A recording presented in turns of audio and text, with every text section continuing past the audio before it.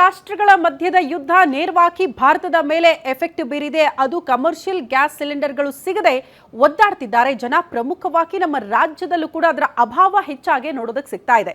ಬಹುತೇಕ ಏಜೆನ್ಸಿಗಳ ಮುಂದೆ ಜನ ಮುಗಿ ಬೀಳ್ತಾ ಇರೋದು, ಸಿಲಿಂಡರ್ ಸಿಗ್ತಾ ಇಲ್ಲ ಅಂತ ಪರದಾಡ್ತಾ ಇರುವಂತಹ ದೃಶ್ಯಗಳು ನೋಡೋದಕ್ಕೆ ಸಿಕ್ತು. ರಾಯಚೂರಲ್ಲೂ ಕೂಡ ಅಂಥದ್ದೊಂದು ಘಟನೆಯಾಗಿದೆ. ಈ ಕುರಿತು ಒಂದು ರಿಪೋರ್ಟ್ ಇದೆ, ಬನ್ನಿ ನೋಡ್ಕೊಂಡು ಬರೋಣ.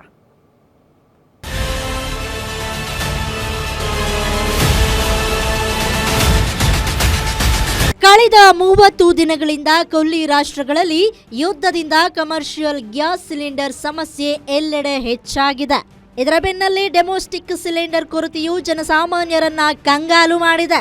ವಿಜಯಪುರದ ಶಿಕಾರಖಾನ ರಸ್ತೆಯಲ್ಲಿರುವ ಭಾರತ ಗ್ಯಾಸ್ ಏಜೆನ್ಸಿ ಕಳೆದ 10 ದಿನಗಳಿಂದ ಬಾಗಿಲು ಹಾಕಿದ್ದು, ಬುಕ್ ಮಾಡಿರೋ ಗ್ಯಾಸ್ ಇಲ್ಲ, ಮನೆಗೂ ಸಿಲಿಂಡರ್ ಸಪ್ಲೈ ಇಲ್ಲ ಅಂತ ಜನ ಆಕ್ರೋಶ ವ್ಯಕ್ತಪಡಿಸಿದ್ದಾರೆ. ಇವರು ರೆಸ್ಪಾನ್ಸ್ ಮಾಡ್ತಾ ಇಲ್ಲ. ಒಂದು ವೀಕ್ ಆಯ್ತು ಈಗ ಅಂತೂ ಫುಲ್ ಆಫೀಸ್ ಕ್ಲೋಸ್ ಮಾಡಿಬಿಟ್ಟಿದ್ದಾರೆ. ಅವ್ರು ಫೋನ್ ಮಾಡಿದ್ರೆ ಫೋನ್ ಪಿಕ್ ಮಾಡ್ತಾ ಇಲ್ಲ. ಯಾರು ಡಿಸ್ಟ್ರಿಬ್ಯೂಟರ್ ಆಫೀಸ್ ಓಪನ್ ಮಾಡ್ತಾ ಇಲ್ಲ ಅವರು.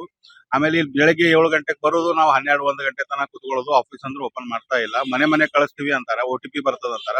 OTPನೂ ಬರ್ತಾ ಇಲ್ಲ. ರಿಜಿಸ್ಟರ್ ಮಾಡಿದ್ರೆ ಅದು ಎಷ್ಟು ದಿವಸಕ್ಕೆ ಬರುತ್ತೆ ಅಂತ ಹೇಳಿ ಅವ್ರು ತಿಳಿಸ್ತಾನೂ ಇಲ್ಲ.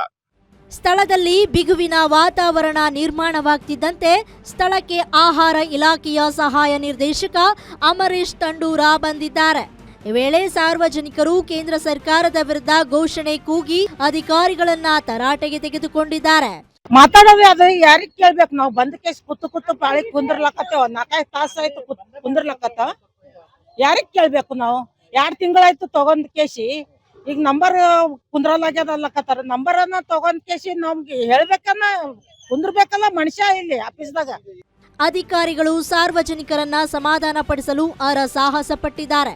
ಗ್ಯಾಸ್ ಪೂರೈಕೆ ಮಾಡದಿದ್ರೆ ಏಜೆನ್ಸಿ ರದ್ದುಪಡಿಸುವಂತೆ ಸಾರ್ವಜನಿಕರು ಪಟ್ಟು ಹಿಡಿದಿದ್ದು, ಮುಂದಿನ ದಿನಗಳಲ್ಲಿ ಡೊಮೆಸ್ಟಿಕ್ ಗ್ಯಾಸ್ ಸಿಲಿಂಡರ್ ಪೂರೈಕೆಯಾಗದಿದ್ರೆ ಪರಿಸ್ಥಿತಿ ಮತ್ತಷ್ಟು ಬಿಗಡಾಯಿಸುವುದರಲ್ಲಿ ಸಂದೇಹವಿಲ್ಲ. Deepak Shinde, guarantee news, Vijayapura.